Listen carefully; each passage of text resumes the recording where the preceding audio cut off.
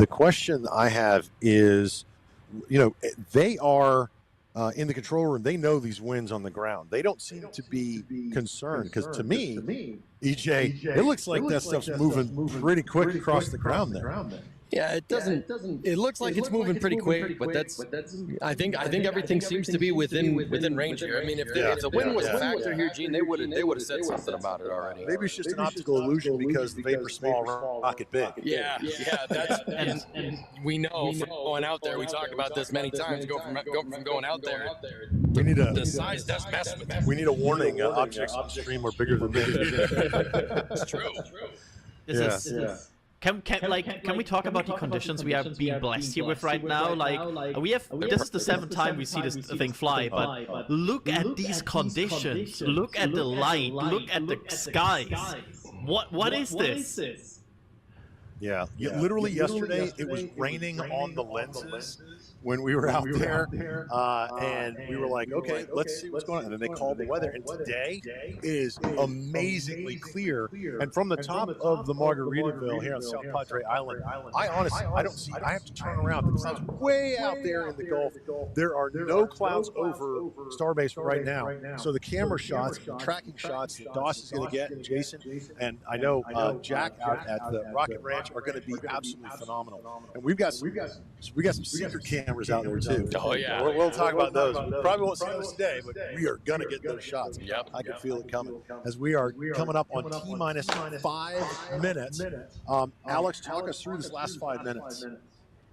Yeah, we're getting very close to that end of the propellant load on both the ship and the booster. First on the ship, then on the booster.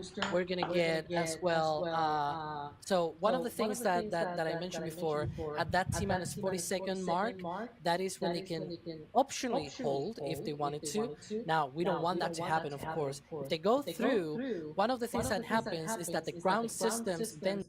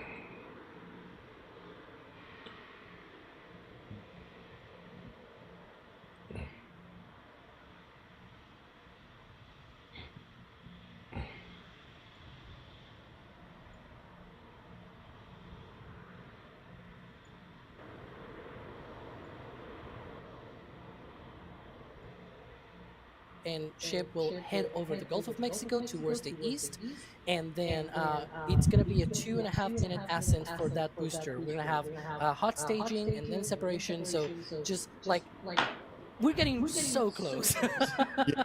I'm just picturing everything in my mind, and I'm getting really excited. But right now, it seems like propellant load is about to wrap up, really close to full tanks, and I'm seeing. That tower vent is coming back. There you go. Look at that. That's the end of ship propellant load. I tell you what, Alex, we see it from hotel. Clear as day. Yes, it's happening. We are almost there at 4 fully loaded tanks for a Starship flight, and that's always the moment where you know it's game time. Yeah, it's game time. And just after launch, you're going to hear game time. That's always the moment where you know it's game time. Yeah, it's game time. And just after launch, you're going to hear game time.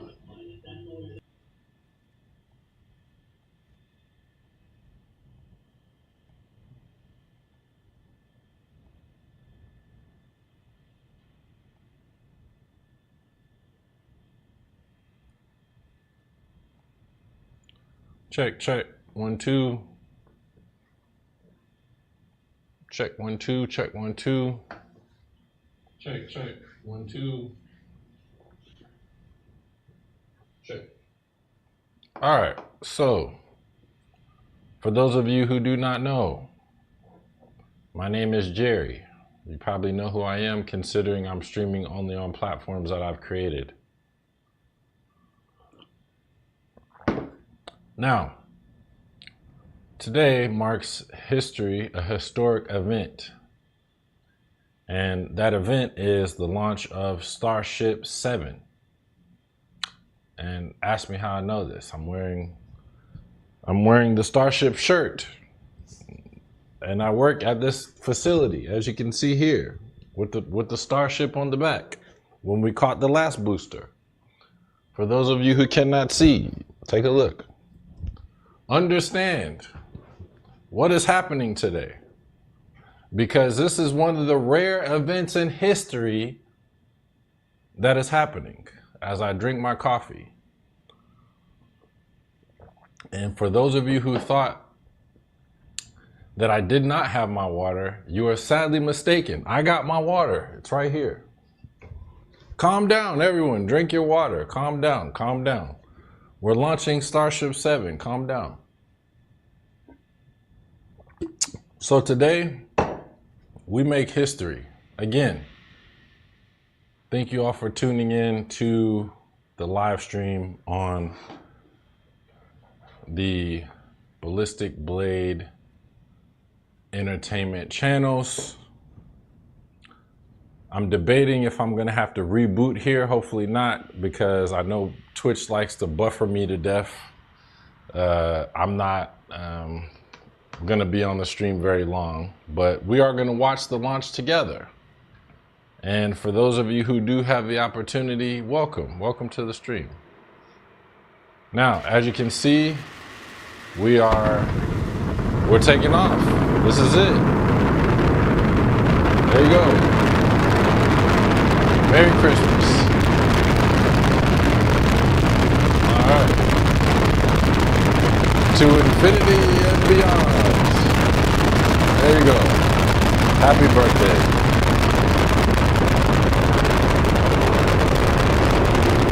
Cheers, everyone. Cheers.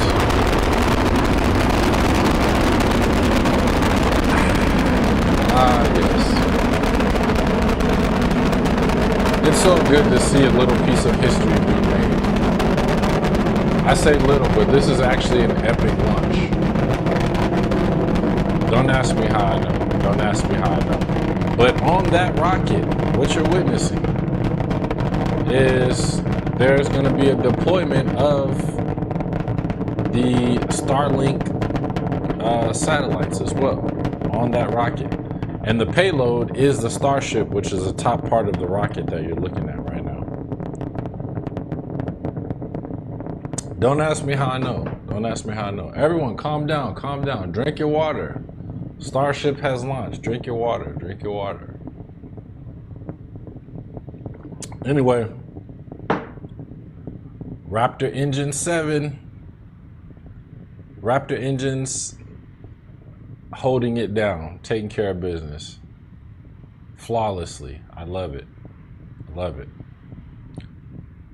Yeah, so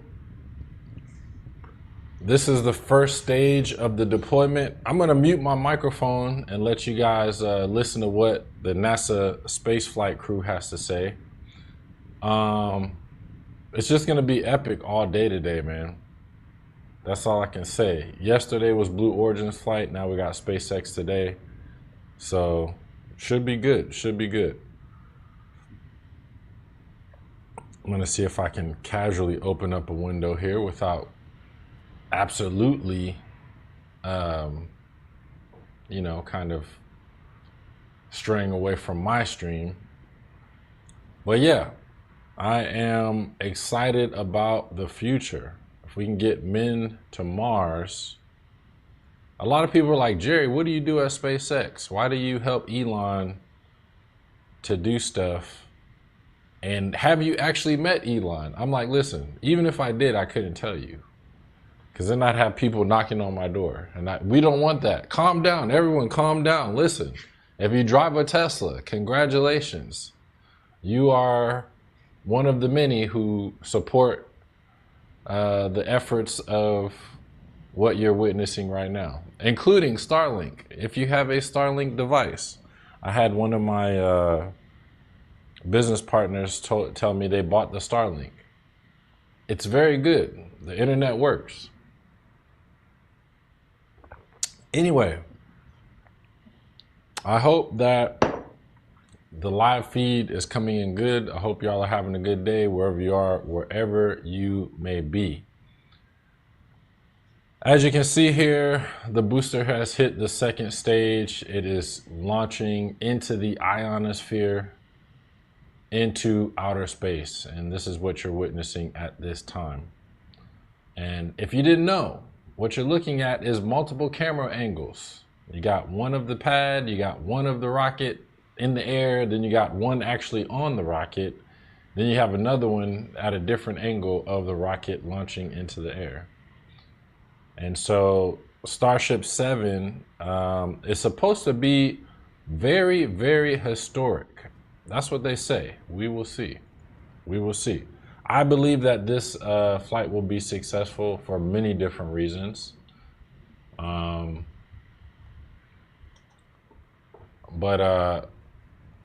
The test flight 7 is supposed to hold ship 33, according to Wikipedia. It says here, Starship test flight 7 will be the 7th test flight of SpaceX Starship launch vehicle.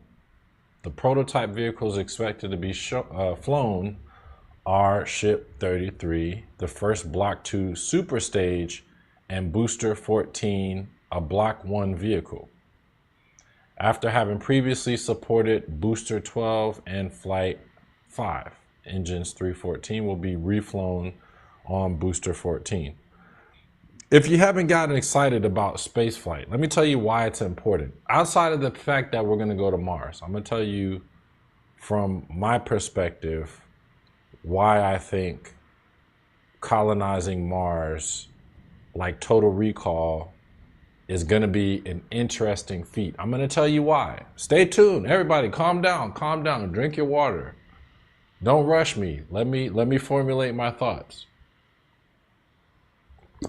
I'm going to tell you why colonizing Mars is going to be very, very important. Because when I went to Houston, yes, I did. I went to Houston. I went to the Houston Space Center. Ask me what I did there. You'll be surprised. I saw the Mars presentation in Houston. They had it was like kind of like a science fair setup about Mars. It was really, really cool. I was intrigued. So the reason why I think what a lot of people don't understand is Mars has very, very good soil for planting crops. You probably didn't know that because people don't really talk about it that often. All right, what you're witnessing here is the booster coming back to Earth. Now, this booster that you're seeing falling at crazy speeds is the exact vehicle that I work on. And those engines that you're seeing are the ones that I installed. Cheers. It's a beautiful sight.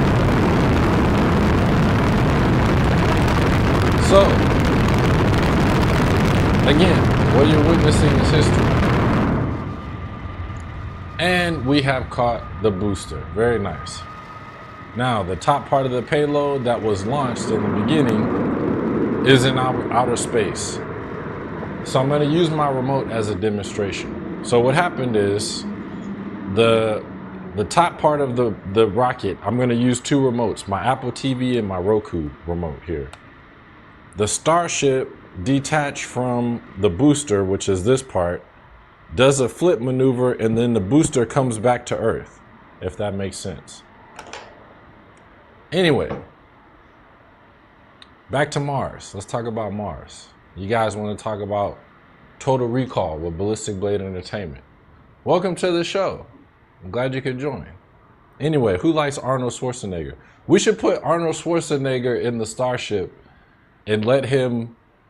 give some commentary, like as he's taking off. He should be like one of the first astronauts to like launch, I think, in my opinion. In any case, thank y'all for tuning in to the show. I'm glad you can make it. So the booster is just chilling there on the chopsticks. So my job is basically to help to facilitate what you have just witnessed on many different levels. But I'm gonna keep this very short and brief because we got to get back to Mars and talking about like crop fertilization and colonizing different planets and stuff like that. That is what we all really want to see happen, right? So these series of tests from all these companies, SpaceX, Blue Origin, probably in the future Firefly, I would imagine, we're going to see a lot more rocket launches because there's going to be an initiative to kind of get a hold of some of these resources that are available, right? I mean, there's a whole slew of reasons why this is probably good, but to keep this brief and short, I'm going to say one of the reasons is for scientific research purposes, educational purposes, right? I think education is very important. I mean, heck, we're inspiring the next generation of kids, right? Who's going to be the next astronauts? Houston, when I was in Houston, the Artemis 2 is launching in 2026. They're going to be sending astronauts to the moon, 4 astronauts. It's going to be very exciting times. There's a conspiracy circling about the moon being hollow. I don't know if anyone actually believes that, but maybe it is. Maybe there's something inside of the moon that we don't know about, but who knows? But at SpaceX, what you have witnessed today, we're going to Mars. Just understand. What you have seen is a lot of money being put into work. Now, the booster is chilling. Obviously, we're going to reuse that. And then the Starship, the part that was on top was deployed. That's going to land in the ocean. Excuse me. And so you'll have the opportunity. They'll probably show you that camera view of the Starship coming back to Earth and landing in the ocean. But yeah, it's exciting times, man. It doesn't get any better than this, bro. It just doesn't. I'm telling you. Again, I'm an advocate for space flight. I'm an advocate for things happening at SpaceX.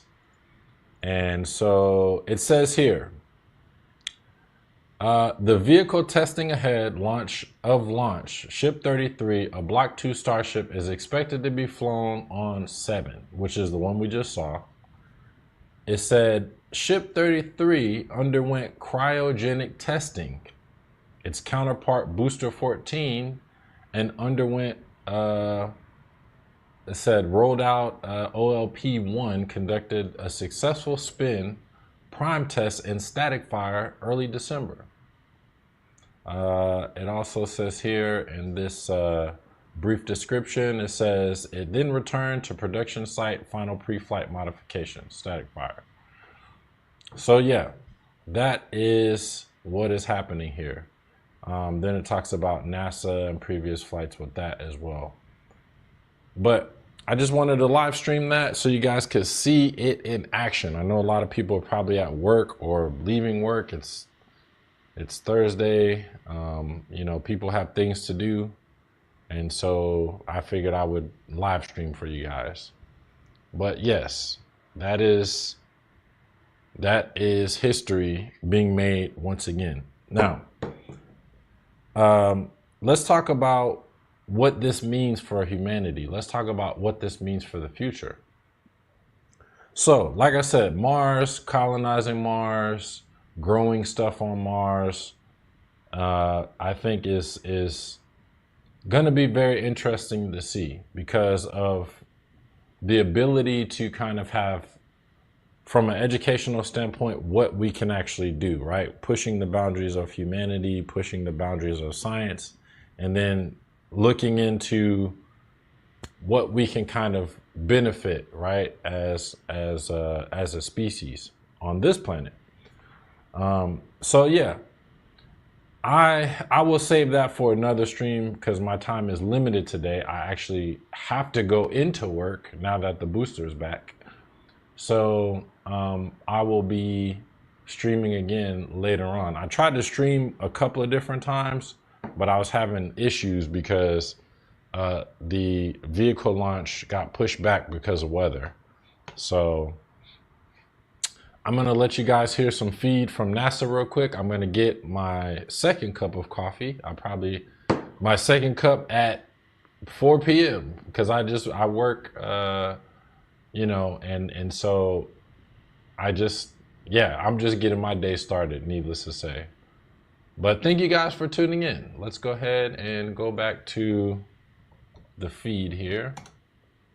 Shout out to Ballistic Blade Entertainment crew. Shout out to NASA. Shout out to SpaceX, my SpaceX family.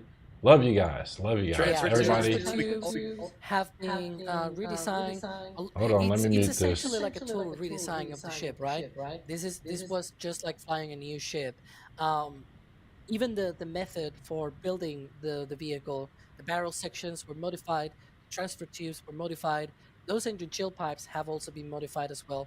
A lot of things were completely redesigned, and so yeah, if that actually happened, if a rot happened, it was not that out of the realm of possibility, right? We sort of were thinking, new ship, new version, it's still risky, right? Because they were not flying what they have flown lately. And so you have new things may happen. Right. I mean, you get with the rapid iterative prototyping that SpaceX does. It's high risk, high reward. And what area you're at a very expensive spaceship.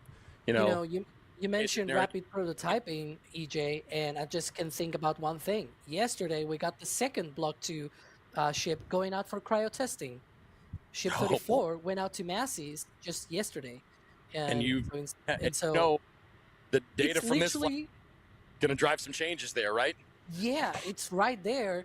It's the structure is already built. They need to install the aft flaps, for example, but they are doing that cryogenic testing over the next few weeks, and so that's one of the other things that we'll see in the lead up to the next flight. Of course, we're gonna see a lot of those fixes, whatever they need to fix. One of the other things that I should mention, though, this could also be just a communication issue. Like sometimes this happens as well, that things happen around the vehicle, some of the communication systems fail and things like that. That sometimes happens as well, and you see things that might actually not be there.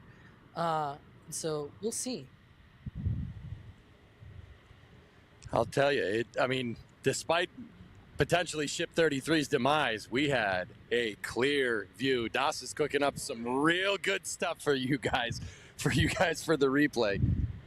Yeah, and so it looks like SpaceX has just assumed that the ship has been lost because they've been trying, to regain that communications. It seems like it might not have been that loss of communication. It might have actually been a loss of the ship itself. And so that's one of the things that they are sort of, assuming right now, given the data. Mm-hmm. That's why it's called rocket science, because sometimes it comes in ways you don't expect. And again, they got every piece of data they could before they lost telemetry with the vehicle. As we get updates, we'll know. But again, catching the booster gives them data as well. And they're learning every time they do this, whether we have an engine out, whether all the engines work, whether they're running nominally, whether they can land with an engine out, booster catch, et cetera, et cetera. Now, did you guys talk about that potentially because of this, and again, this is an unconfirmed, just, loss of telemetry or what have you, about the status of potentially Flight 8 when we get there with Ship 34? Do you think they're still going to they'll recycle this one? I think they're going to go for something different and more, and one more step toward that catch milestone of a ship. What do you think, Alex? So yeah, we are standing by to see if we can learn more about the status of the ship.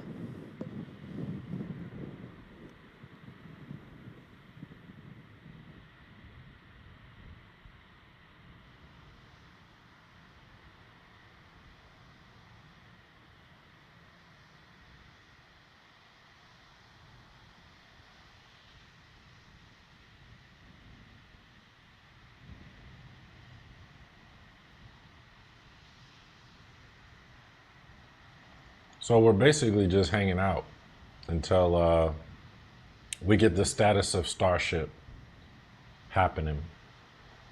So that's what we're kind of waiting for at the moment.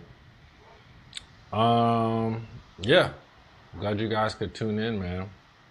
Good times. Like I said, the whole idea here is to basically, you know, further space exploration. That's the name of the company. You know, X is kind of short for exploration. We want to find out not just what our capabilities are, but kind of find out what resources we can also take advantage of, right? Hold on, let me mute this real quick. Looks like we got a lot of feedback on the launch pad here. Give me 1 second. I got like 20 different windows open.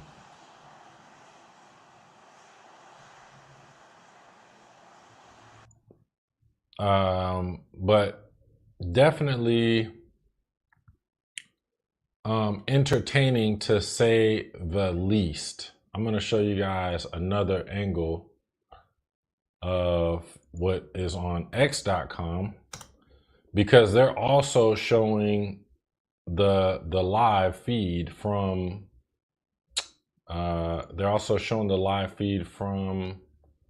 the flight here, as you can see.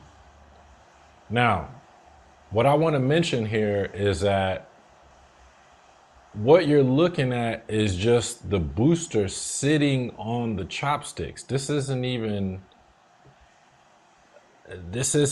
like the other part of the vehicle that we're not seeing, which is in outer space, that is supposed to eventually house actual people, right? And we can get into the semantics a little later. We can get into the nitty-gritty later about, you know, people going to Mars and that sort of thing. I mean, a lot of people, because it takes roughly 7 months, and I would imagine as technology gets better, we can kind of cut that time down in half. But the honest truth is, a lot of people are not going to sign up to leave the planet for 7 months. Like, a lot of people are not going to want to do that. However, I will say this. Everybody, calm down, drink your water. I will say this. It is exciting to witness history every single day. Even if it's not Starship 7 that's launching, it's still very, very entertaining to watch. Because what the amount of money, effort, and time that goes into launching these vehicles, it's a lot, man. It's a lot. That's all I can really say.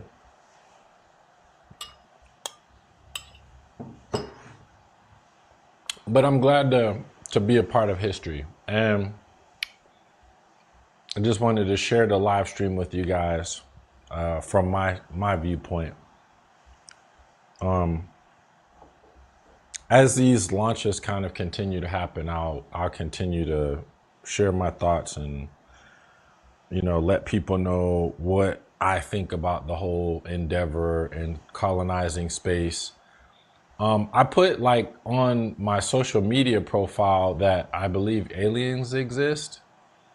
Somebody commented that I didn't know what I was talking about. Just to give people some context, I worked on the B-2 stealth bomber. I was one of the people who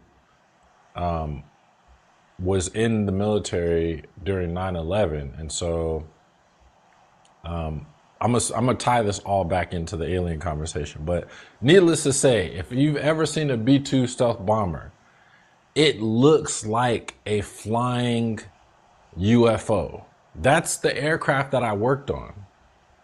So for people that tell me, oh, Jerry, aliens don't exist, I'm like, oh, really? Really? You want to have this conversation with Mr. Conspiracy himself? You really want to do that? Knock yourself out. I'll go toe-to-toe with you any day. You can get any history book you want. You can look up Gaia TV, Coast to Coast AM, any resource. Actually, I don't even need those resources anymore. We could bring up the Bible, whatever text you want to bring up to talk about the alien conspiracy and moving to Mars and SpaceX. We can talk about it. Whenever you're ready, I'm here. If I'm not working on boosters that get caught in the chopsticks, I'm open to the conversation. Anyway, let's see what they got to say here at SpaceX. Stick around. These people we are at Boca Chica, by the way. The status of the ship at this point in time, we can confirm that we did lose the ship. However, Starship, the total vehicle, did have an on-time liftoff at 4:37 p.m. Central Time from the launch pad just behind us at Starbase Texas. Gorgeous ascent and successful stage separation. The booster pushed the ship off, and the ship disconnected during that stage separation. The booster came back for a successful, the second ever booster catch at the launch tower, which was pretty incredible to see. Yeah, it was great to see the booster come down, but we are obviously bummed out about ship. It looked like we lost contact with it a little under 8.5 minutes into flight. That's roughly when you start to get to that main engine cutoff. We obviously need to go through all the data. It's going to take some time. In the next hours, days, we're going to figure out exactly what happened, come back, fly the next one, get even farther. Reminder, it's a test. It's a flight test. It's an experimental vehicle. So we'll figure out what ended our day today and make sure it doesn't end our day tomorrow. So as we do that, we're going to continue to provide you updates on our X account on SpaceX.com. So just continue to tune in there. As we learn what happened, we'll be ready to share it. Exactly. So for now, we are going to wrap up our webcast. We'd like to thank the folks in the county for supporting the launch, as well as the agencies that enable us to launch, and of course to our viewers for tuning in. And thank you, Kate, for coming down, doing this with me. It was great to have you here. I'd do it again in a heartbeat. All right. Well, that'll do it for us. We'll see you guys at the next Starship.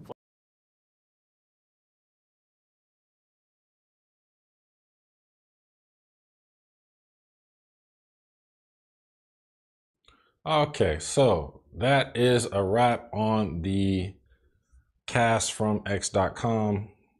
Shout out to the people working diligently in Texas for X, previously known as Twitter.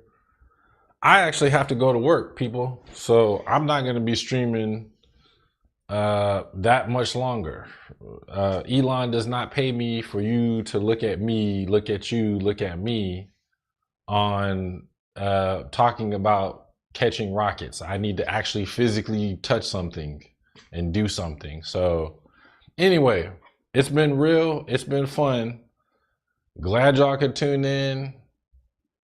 If y'all want to know what I do, again, please hold your questions. Drink your water. If you want to talk about alien conspiracy stuff from Jerry Brooks himself, feel free to do that. You can do that. I'm all ears. Anytime you're ready, we can talk about it. I'll be your therapist telling you about little green men and stuff that you think little green men is what aliens kind of look like. It's just funny to me. People are funny, man. People are hilarious. It's like, that's why I stopped telling people that I work at SpaceX. They're like, oh, you work at SpaceX, what do you do? I'm like, I talk to aliens all day. That's what I do. I have conversations and meet people. Anyway, I'm kidding. I'm joking. Don't tell Elon I said that. I have to go to work. I have to go to work and turn some wrenches and do some stuff cool at SpaceX. Anyway, glad y'all could witness history again, and glad that you could be a part of this great endeavor. I hope to see you guys again on test flight 8. They said that we are not going to be able to see the Starship do its thing. I can give you a brief overview. The Starship is going to deploy the Starlink satellites. There should be like, probably, they look like little waffles that pop out the front of the the vehicle, and basically those are satellites for internet connection. So, and then of course, if you just go to SpaceX on YouTube, you can see like kind of the idea of what the inside of the Starship looks like. And they got some really cool like promo commercial videos you can check out too. But on the Ballistic Blade channel, we mostly do movie stuff and also gaming stuff. And then I'll pop in here occasionally and I'll show you some space stuff, because that's what I do as well. But thank you guys for tuning in, man. A lot of conversations to be had in the future. I joke about all these other conversations about like colonizing Mars and aliens and stuff, but I do have a high degree of interest in those topics. And I'd love to get people's thoughts on space travel as well. NASA, the feed that I'm getting this live feed from, shout out to the NASA team. That's a group of individuals who are nerds who like space stuff. Their notoriety has grown substantially since their live stream endeavors of SpaceX. And so I just want to throw that out there as well. But thank you guys for tuning in. And I will catch y'all on the next test flight or something dealing with, you know, gaming or movie stuff. It depends. You'll probably hear from the violence conductor or President Business Dietrich Gales himself. I said my boy's whole government name on the stream. That's right, D. You're famous, baby. You're famous. Anyway, I'm out of here, man. Y'all be good. Be safe. I'm out.